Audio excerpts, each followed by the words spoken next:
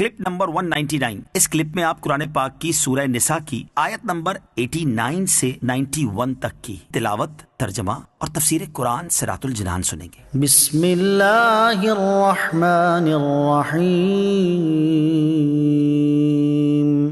ترجمہ، اللہ کے نام سے شروع جو نہایت مہربان رحمت والا ہے۔ وَدُّوا لَوْ تَكْفُرُونَ كَمَا كَفَرُوا فَتَكُونُونَ سَوَاءً فَلَا تَتَّخِذُوا مِنْهُمْ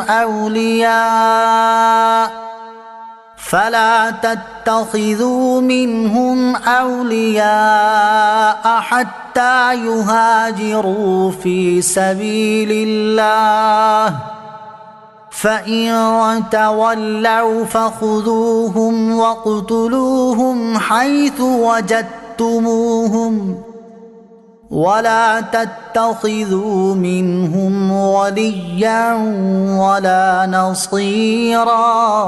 ترجمہ، وہ تو یہ چاہتے ہیں کہ جیسے وہ کافر ہوئے کاش کہ تم بھی ویسے ہی کافر ہو جاؤ، پھر تم سب ایک جیسے ہو جاؤ۔ تم ان میں کسی کو اپنا دوست نہ بناؤ جب تک وہ اللہ کی راہ میں ہجرت نہ کریں، پھر اگر وہ منہ پھیریں تو انہیں پکڑو اور جہاں پاؤ قتل کرو، اور ان میں کسی کو نہ دوست بناؤ اور نہ ہی مددگار۔ وَدُّوا لَوْ تَكْفُرُونَ كَمَا كَفَرُوا، وہ تو یہ چاہتے ہیں کہ جیسے وہ کافر ہوئے کاش کہ تم بھی ویسے ہی کافر ہو جاؤ۔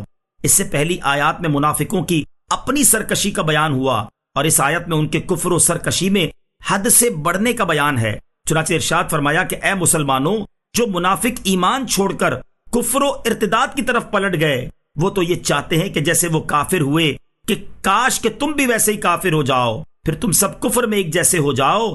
اور جب ان کا یہ حال ہے تو تم ان میں سے کسی کو اس وقت تک اپنا دوست نہ بناؤ جب تک وہ اللہ تعالیٰ کی راہ میں ہجرت نہ کریں، اور اس سے ان کے ایمان کا ثبوت نہ مل جائے کہ ان کا ایمان اللہ تعالیٰ اور اس کے حبیب علیہ الصلوۃ والسلام کی رضا کے لیے ہے، کسی دنیاوی مقصد کے لیے نہیں ہے۔ پھر اگر وہ ہجرت کرنے سے منہ پھیریں اور کفر پر قائم رہنے کو اختیار کریں تو اے مسلمانوں، تم انہیں پکڑو اور جہاں پاؤ قتل کرو، اور اگر وہ تمہاری دوستی کا دعویٰ کریں اور دشمنوں کے خلاف تمہاری مدد کے لیے تیار ہوں تو ان کی مدد نہ قبول کرو، کیونکہ یہ بھی دشمن ہیں۔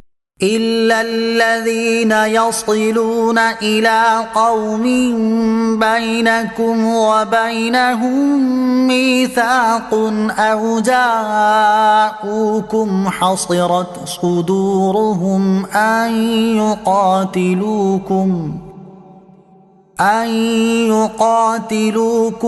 أَوْ يُقَاتِلُوا قَوْمَهُمْ وَلَوْ شَاءَ اللَّهُ لَسَلَّطَهُمْ عَلَيْكُمْ فَلَقَاتَلُوكُمْ فَإِنِ اعْتَزَلُوكُمْ فَلَمْ يُقَاتِلُوكُمْ وَأَلْقَوْا إِلَيْكُمُ السَّلَمَ فَمَا جَعَلَ اللَّهُ لَكُمْ عَلَيْهِمْ سَبِيلًا۔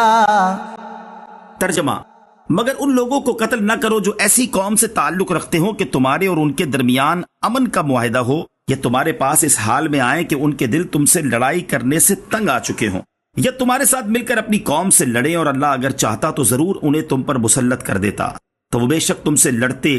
پھر اگر وہ تم سے دور رہیں اور نہ لڑیں اور تمہاری طرف صلح کا پیغام بھیجے تو صلح کی صورت میں اللہ نے تمہیں ان پر لڑائی کا کوئی راستہ نہیں رکھا۔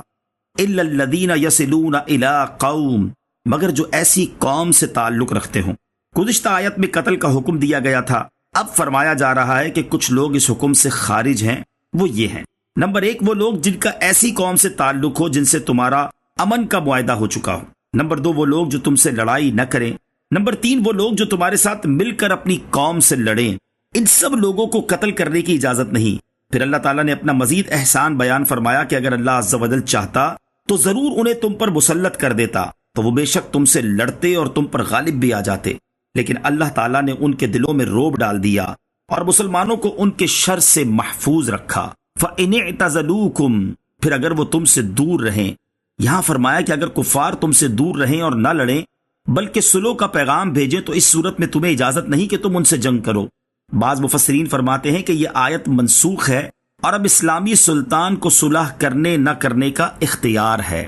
ستجدون آخرين يريدون أن يأمنوكم ويأمنوا قومهم كلما ردوا إلى الفتنة أركسوا فيها فإن لم يعتزلوكم ويلقوا إليكم السلم ويكفوا أيديهم فخذوهم واقتلوهم حيث ثقفتموهم وَأُولَئِكُمْ جَعَلْنَا لَكُمْ عَلَيْهِمْ سُلْطَانًا مُبِينًا۔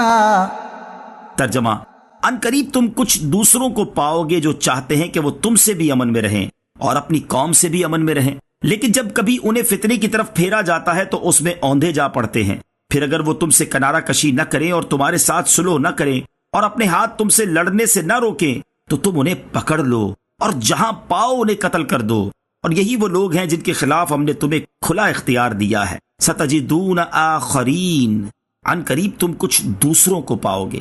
اس آیت کا شان نزول یہ ہے کہ مدینہ طیبہ میں اسد و غطفان دو قبیلوں کے لوگ ریاکاری کے طور پر کلمہ پڑھتے اور اپنے آپ کو مسلمان ظاہر کرتے۔ جب ان میں سے کوئی اپنی قوم سے ملتا اور وہ لوگ ان سے کہتے کہ تم کس چیز پر ایمان لائے، تو یہ کہتے کہ بندروں، بچھوؤں وغیرہ پر، یعنی اسلام کا مذاق اڑاتے۔ اس انداز سے ان کا مطلب یہ تھا کہ دونوں طرف تعلقات رکھیں اور کسی جانب سے انہیں نقصان نہ پہنچے۔ یہ لوگ منافقین تھے، ان کے بارے میں یہ آیت نازل ہوئی اور ان کے متعلق فرمایا کہ یہ لوگ تم سے بھی امن چاہتے ہیں اور اپنی قوم سے بھی، لیکن حقیقت میں تمہارے ساتھ نہیں ہیں، کیونکہ جب انہیں کسی فتنے مثلاً شرک یا مسلمان سے جنگ کی طرف بلایا جاتا ہے تو یہ مسلمانوں کے دشمنوں ہی کے ساتھ ہوتے ہیں۔ مزید ان کے متعلق فرمایا کہ اگر یہ لوگ تمہارے ساتھ جنگ کرنے سے باز آ کر ایک طرف نہ ہو جائیں اور تمہارے ساتھ صلح نہ کریں تو ان کے کفر اور غداری اور مسلمانوں کو نقصان پہنچانے کے سبب ہم نے تمہیں ان کے قتل کرنے کا کھلا اختیار دیا ہے۔